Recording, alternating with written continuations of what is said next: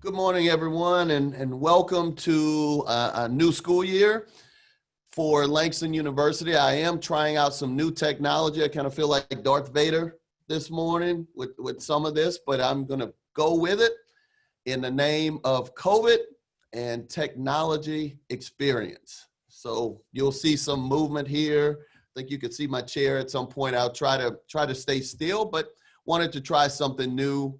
Like a lot of our faculty members are having to do as well. So good morning and welcome, Lions. Thank you for joining me today for this Zoom and State of the University address. I certainly hope that you and your families are well and safe. It is my pleasure to speak with you this morning about the state of our university and Langston University's future. When I gave the last State of the University address, I never would have imagined that I would be joining each of you this year via Zoom. However, I am confident that we will return to holding this address in person, and I certainly look forward to that. Our team and the university has communicated a great deal over the past few months. We've worked together to navigate an unprecedented challenge. Today, we will briefly revisit our efforts concerning the pandemic and preparations for this semester. I will also share a few general updates, beginning with an overview of what's become known as our pillars of the university. These are the focal points of the university when we plan our budget, when we think about what we want to enhance or improve, these are our focal points. So I'd like to spend some time discussing the measurable success that we are experiencing as it relates to our pillars. For our new faculty and staff who are joining us this morning, I welcome you for your first State of the University address with me. And I'd like to just explain to you or tell you what the pillars are. The focal points or our pillars are, and they include enrollment, retention, customer service, branding and marketing, information technology, and institutional advancement. I'd like to begin with enrollment. We continue to see incredible interest from incoming students. I'm proud to report that we've received nearly 10,000 applications for our fall 2020 class that was submitted by hopeful students from all around the country. I'm also happy to report that we are trending very well with our incoming freshman class. We are very close to our stretch goal of 650. In fact, as of this morning, I think we're in the 630 plus range, but we're trending pretty closely to our goal of 650. And personally, I consider that to be pretty good numbers considering when I read what's happening around the country. A lot of institutions, four-year institutions, are reporting being down 5 to 10%. Almost as a minimum. And while we're at that 630 plus mark at this point, I'm also happy to report that this class includes right at 100 new honor students, which I believe is our largest honors class yet. Some statistical data for you for the incoming class. Our mean GPA has increased for this class. Last year, the mean GPA of the entering freshman class was 2.98. We are currently sitting at 3.08 with this class. This year's class has a mean ACT score of 17 compared with a 16.8 mean ACT score for last year's class. I was happy to have had the opportunity to meet with many of our incoming freshmen last week during move-in. I sense a lot of good energy from this class, and they seem to be very, very respectable. And thus far, they have already demonstrated good persistence and perseverance. All of our students, returning and incoming, have shared a goal of earning their degree and finding success. For all of our faculty and staff, just a reminder, these students are bright, they're motivated, and most of all, they want to be here. I know that we will all work to make their experience dynamic and memorable.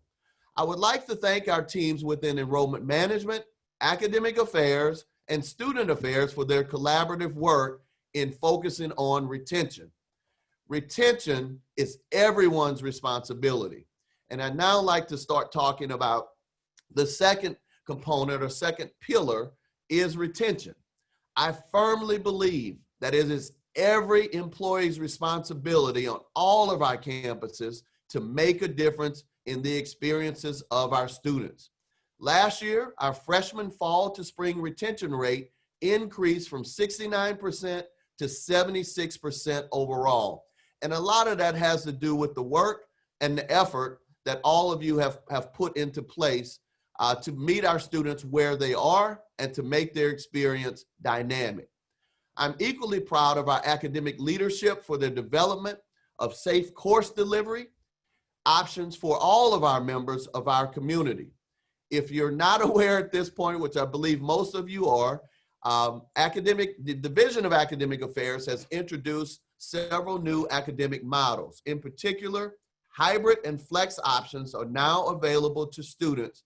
I firmly believe it will be transformational in our students' learning experience. And most importantly, we've created an opportunity whereby students have a choice of how they want to interact with their educational experience, and it gives them the flexibility as a result. I am confident that the university is prepared to provide exceptional instruction to our students, no matter their location or situation. I could not say that wholeheartedly just 4 to 5 months ago. So we've come a long way in a very short period of time. I also would like to thank the Division of Academic Affairs for continuing fall semester, which I believe is amongst the most transformative experiences that we offer and provide to our students. I appreciate all of your support of fall semester, and certainly it's continuing to show dividends in terms of freshman retention, not only fall to spring, but fall to fall as well, which we know is one of the most critical periods for long-term retention of students. I would like to personally take this time and recognize all of our instructors and advisors involved in fall semester. Dr. Anyabani, Dr. Newby, Mr. Perkins, Dr. Johnson, Mr. White, Dr. Tillahan, Ms. Boyles, Dr. Fasson, Ms. Ross, Mr. Lewis, Mr. Robinson, Dr. Council, Dr. Wilkinson, Dr. Campbell Dowdy, Dr. Howard, Ms. Alexander, A.D. Rogers, Assistant A.D. McKinney, Mr. Allen, Mr. Collins, Dr. Grayson, Dr. Osei, Ms. Flanagan, and Dr. Johnson. I would like to thank you personally for the work that you're doing in working with our students in fall semester. I know that this fall semester has been different because you had to change the way that it operates, but know that your work in providing safe instruction to our students during fall semester is critical to their success, and I thank you. Among other faculty instructing fall semester, Ms. Anyabani and Dr. Newby deserve special thanks for their leadership in the coordination of this experience. Your work in envisioning and creating a hybrid fall semester and bringing that vision to a reality for our students is appreciated.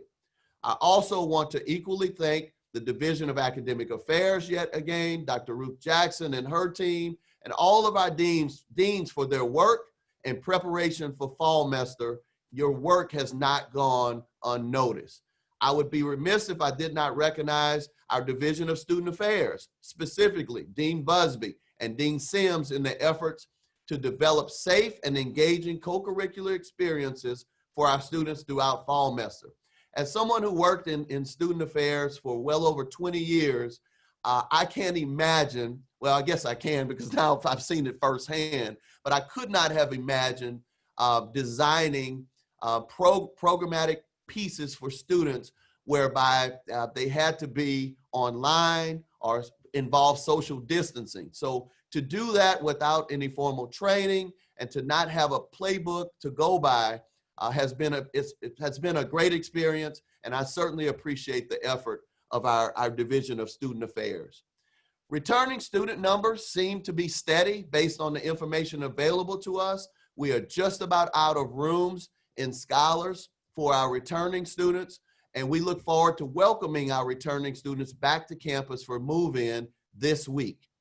Retention at our institution is made better or worse by our collective efforts, and I appreciate all that you are doing to continue the support of our students. The next pillar I'd like to focus on is customer service. While we continue to strive for exceptional customer service to our constituents that we serve, there is still room for improvement. I fully recognize that teleworking over the past several months has made customer service a challenge, but as we transition back to campus, we must refocus on providing the best possible service for our stakeholders. Let me remind all of our returning faculty and staff and to our new faculty and staff, on average, our students spend between $10,000 to $20,000 a year at Langston University per student. I want to make sure you heard that. Our students on average spend between $10,000 and $20,000 a year paying for their education. By them paying, you can imagine that allows all of us to still have jobs. Imagine if you were to go and buy a new vehicle, let's just say between $10,000 and $20,000. Would you expect exceptional service? Would you expect someone to return your call if your vehicle needed service? Would you want to reach out to a service department and not receive a return phone call? If you made a call to the dealership and you were passed around to 2 to 3 different departments without receiving assistance, would you be upset? Would you come back and buy another car at that dealership again the following year? I don't know about you, but my answer would be no way. I still find that too often we are not utilizing the training that we were provided just a year ago and owning when a customer, i.e. a student, reaches out to us. Now more than ever, it is imperative that we focus on customer service. When a student reaches out to our office by phone or in person, it is up to each one of us to own the issue and not simply pass along an inquiry to another department. Take the time to listen, to engage with the individual, to make an effort to find a resolution. That's not good enough for you. Think about whether or not you value your job, because if 2 to 3 students leave this university, that's someone's job that the university cannot cover. And now more than ever, it's become ever important that we have the focus on customer service.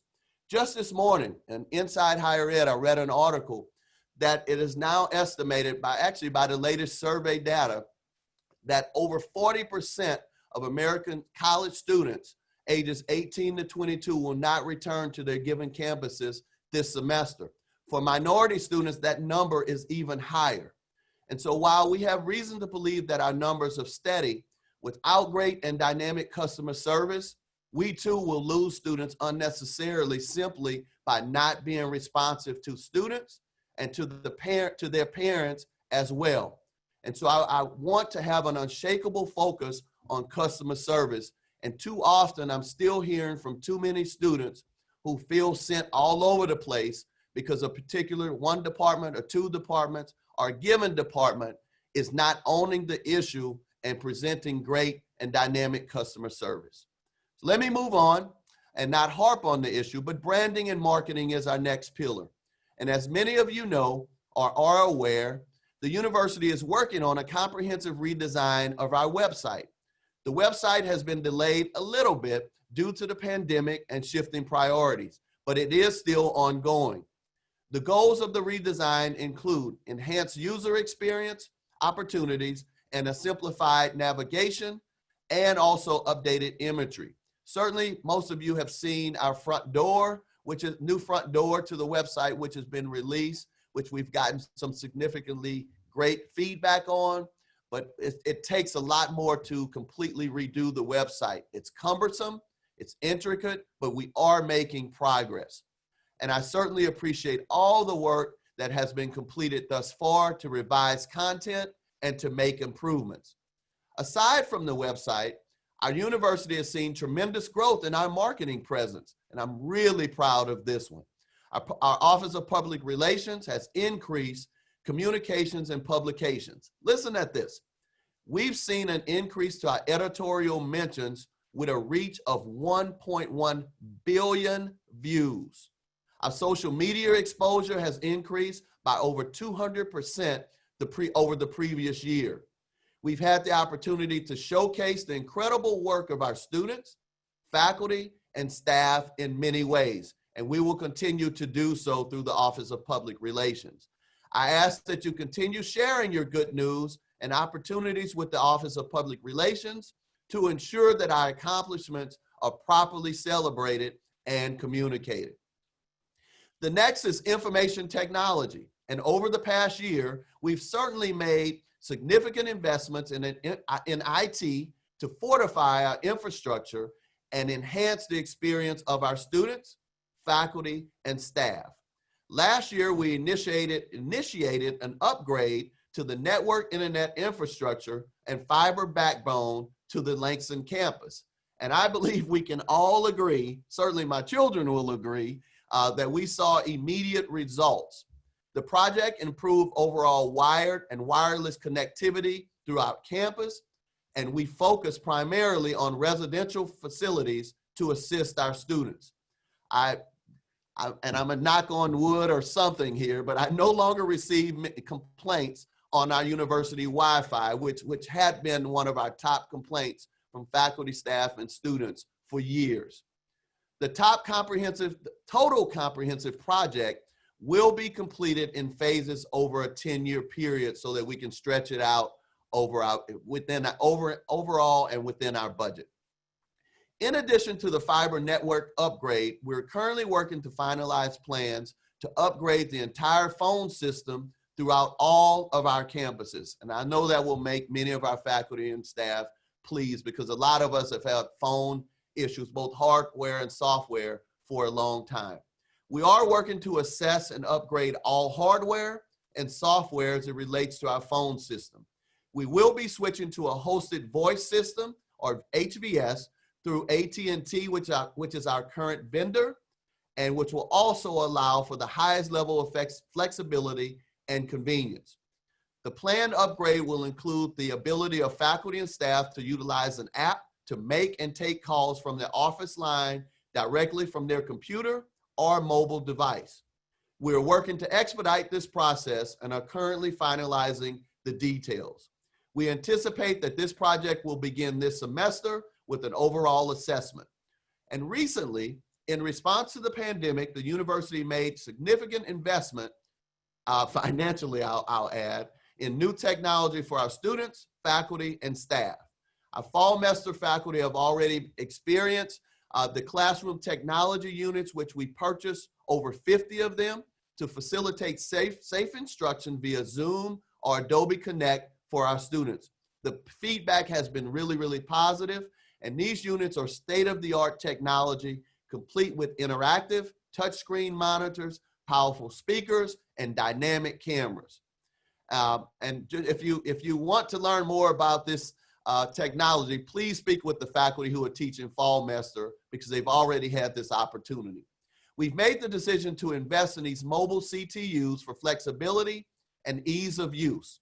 The technology within the units can be transitioned later into a permanent fixture within classrooms if needed. But we made an attempt and decided to go with the movable technology at this time, because we are in the middle of a pandemic and we do not know what the future will hold. So at this time, we are pleased with the result of the investment and what it means for our students and faculty. And I certainly would like to take a moment and to recognize Dean Joshua Snavely for his efforts in implementing these units and coordinating the trainings. Dean, we're grateful for your work, and I know personally the number of hours, including just last night, I looked out of my window and saw your vehicle here at 10 o'clock last night, working on these units. And I want to thank you personally for lending your expertise in security. I know the work that you've put in, and I could not be more pleased with what you've done for Langston University, for our faculty, our staff, and our students to increase our opportunities for advancement during the pandemic. Institutional advancement is our last but certainly not least pillar. Our faculty, our staff, alumni, friends, and community partners continue to give generously of their time, talent, and treasure during what's a very, very difficult time for higher education. Our comprehensive campaign is still ongoing, and we continue to build momentum. Just in the last year, our alumni giving increased from 13% to 15%, and I'm really, really proud and thankful for our alumni for continuing to give to Dear Langston. Gifts from corporate and private foundations grew from 32% to 49%. As many of you are already aware, our President's Scholarship Gala is the pinnacle of our fundraising efforts for scholarships each year. In 2019, we raised over $55,000 to directly support student scholarships at our gala. And while it appears that we will not be able to hold our gala in person this year, we are exploring through institutional advancement to have a very dynamic virtual gala experience that's already in the works, and just spoke with VP Jones this past Friday, and she and her team seem very excited about what they're planning, and they're already hearing from corporate entities that their gifts will continue even in the pandemic and having a virtual experience. So we continue to engage our alumni and our corporate partners for support in raising scholarship funds for our students. And in fact, related to the transition of our gala to a virtual experience, even our homecoming activities, it appears, will be virtual as well. And I'm using the term "it appears" because there is a move afloat nationally now. Just this past weekend, now some D1 football conferences are announcing that they're foregoing fall athletics, all fall sports, and moving them to the spring, which we announced. We were the first in the state to announce it, but it does appear now that there's starting to be a national movement. I look for a possible announcement from the Big Five, what's known as the Big Five D1 athletic programs, to have a similar announcement very, very soon, it appears, or at least they're meeting for that experience. If we do move all sports to the spring, it is possible that we will not only have the fall sports move to the spring, but it is possible that we may even have a homecoming experience in the spring. All will depend on what we're seeing with the pandemic and with our goal to keep everyone safe. We continue to be overwhelmed by the response of our alumni for the planned redirecting their finances that they would have spent on homecoming to the university, and actually it turned into a giving campaign, an idea that was generated from our alumni. And I appreciate our Division of Institutional Advancement and External Affairs in working with our alumni in creating a special giving category for them. So we are appreciative, and giving during this time appears to continue to be on par, which is much needed, because many of our students, even with some of the CARES Act money dollars that they receive, even with that and some of the refund dollars that we gave back to students, as you can imagine, a lot of our students are still struggling to find ways to pay their bills, or to even think of ways to pay their bills this coming semester. So having people continuously give, allows us to help students in ways that we would not be able to do otherwise. So really, really appreciate it. I now would like to provide a few institutional updates of note to share with you. Our Langston University Tulsa campus, I'm happy to report that our construction project continues. We've now broken ground. For our new faculty and staff, and for those who may not recall, Langston University was provided a little over $16 million through the Tulsa Vision 2025 Economic Development Initiative. We're building a new allied health facility, which will be adjacent and actually will intersect with our existing building, and will be our new home, a new home to our School of Nursing and Health Professions, among other programs. So for our colleagues in Tulsa, I hope you're seeing great progress in the construction of our new facility. We certainly are excited. I ask that you continue to bear with us, because I know the construction, in fact, you've had to delay your reopening a little bit because of various pieces of the construction project. But I did want everyone to know that we have broken ground. In fact, if you were to see the campus today, it looks very, very different at Langston University, Tulsa. A budget update. I would now like to give a brief update on our institutional budget. Throughout the last few months, we've seen institutions across the country make difficult budget decisions such as layoffs, furloughs, and the elimination of services. Certainly, we've reduced what we're spending where we could, but I'm very, very proud that we're one of the few universities, not only in the state, but nationally, that did not lay off one employee, did not furlough one employee. Team, I fully recognize that this pandemic has made many of us scared. It's made us worried about returning to work, but I cannot stress enough that this budget cycle will be a difficult one for us. The goal is to keep all of you employed. And while we've been able to do that to date, this is why I'm stressing customer service, and anything that you could do to decrease expenses and not spending will be very, very critical to maintaining everyone's jobs. In budgeting for the upcoming fiscal year, we based our projections on a flat budget with strategic decreases on certain revenue streams. We've already been told, and I've said this on a previous Zoom, but we've already been told to expect additional decreases to state appropriations, which could include the possibility and likelihood of a mid-year reduction. We are now bracing for a possible reduction between 20 and 30% of our state appropriations, not only possibly for this year, but going into fiscal year 22. It will be imperative for all of us to remain conservative in order to protect jobs. The hiring freeze will remain in place with the exception of critical positions that cannot go unfilled. I recognize that we have been unable to hire in some positions, but the reality is with the highest cuts in the nation to higher education in the state of Oklahoma in the past 4 to 5 years, we are all doing more with less. I ask that we all work together to continue to do our part in managing this situation and remaining conservative. If items come across my desk for approval that I feel that we don't have to spend on, I will be returning them. But I would rather them not get to my desk for approval and for you not to even send them forward.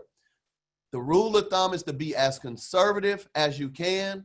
If it even crosses your mind as to whether or not this is something that we should spend, we probably should not be spending. I'd like to talk briefly about athletics and the band. I've mentioned it a little bit, but we did make the difficult decision to suspend all fall sports for 2020, including the marching band. I believe that we made, in fact, not only do I believe, I know that we made the right decision. And we're now seeing others take the same action regarding athletics and band activities. Know that we are committed to putting the safety of our students, our faculty, and our staff first amongst everything else. Our Department of Athletics will continue to work with student athletes on skill development, and the Department of Music, as they already have with incoming freshmen, will continue to support our student musicians in perfecting their performance skills despite a suspension of marching band. I just mentioned to Mr. Gordon last week that they should be ready because it is a distinct possibility that we could have the marching band in the spring if all fall sports nationally and within our conference are moved to the spring. I appreciate the support of all during this difficult decision. And again, I know that we made the right one. I'd like to talk very briefly about campus safety. Certainly, we have communicated a broad range and many times, but we are making significant progress in strengthening our campus safety policies and procedures. I ask that you bear with us because life will not be as we once knew it when it comes to the safety of our campus. I would like to thank the LU Police Department for their support in the campus access protocols and changing our campus access protocols over the last few months. If you have visited the Langston campus recently, you've likely encountered an officer at the Welcome Center at our Southgate checkpoint, which is the only gate that's open and only one that will continue to be open. Chief Holland and his staff have made the necessary adjustments to ensure that the campus access is monitored at all times. These efforts are appreciated, but they will continue for the foreseeable future. So all faculty and staff, please use the south entrance, as the north entrance will not be reopened during the fall semester, at least as we're planning for at this time. We continue to make the necessary preparations and adjustments in response to COVID-19. I would encourage everyone to become familiar, if you have not, with the plan for a healthy and safe return, which will continue to evolve as necessary to meet the needs of our community. I mention that because we've seemed to continuously receive some questions from faculty and staff that should have already been answered in the information that we've put out. If you read the information that we've put out, while it may not answer every question, you will find that a lot of your questions are answered up front and it's in writing. We have communicated routinely with you over the past few months, and we will continue to do so. Some may wonder, why are we opening and bringing back students to campus? I certainly have thought about the same before we made the decision, but just know that we made the decision not to go completely remote or virtual for a few reasons. One, the hallmark of an HBCU, including that of Langston University, is our mission to provide access for students. We heard from many students, and certainly I heard from them personally, that they wanted to be here on campus, that online learning may not be for everyone, and we wanted to give our students the choice and for them to have flexibility to make the learning decision that is right for their situation. For some of our students, some of us may forget, but for some of our students, they depend on resources available to them on campus that they may not have at home. Our campus provides safety for them, access to food, and access to technology that they may not be provided for at home. We learned in March, as we were working to reduce the number of residents on campus, that many of our students had nowhere else to go, or that they feared that they were being asked to return to an unsafe situation. That was a rude awakening for me, and certainly became part of the reasoning of why we're returning to campus.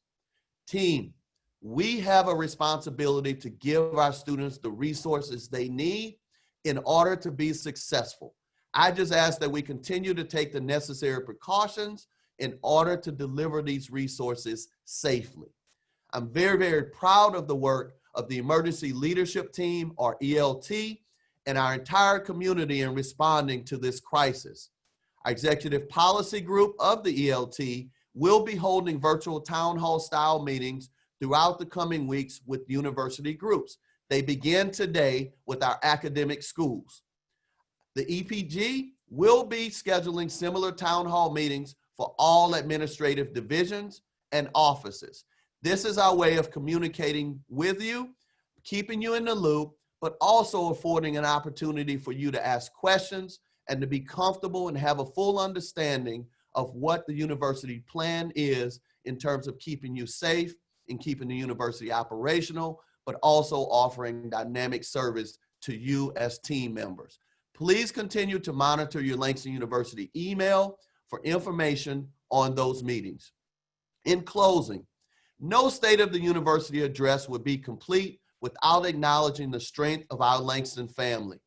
Our students, faculty, staff, alumni, parents, friends, and partners, all of you serve each day to make our institution better and stronger.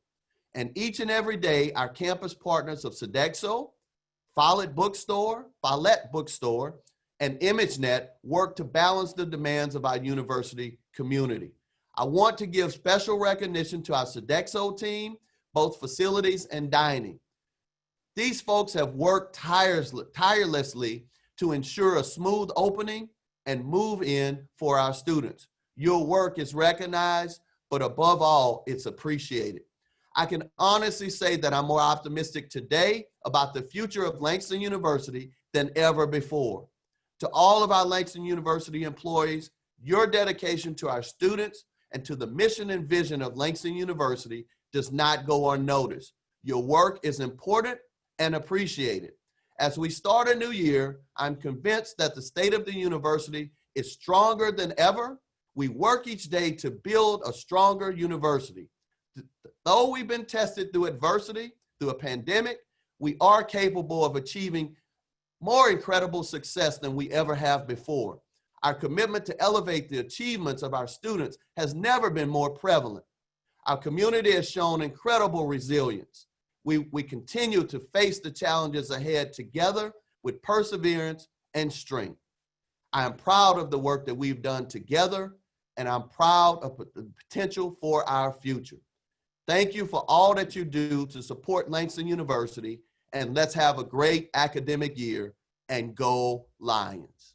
L's up.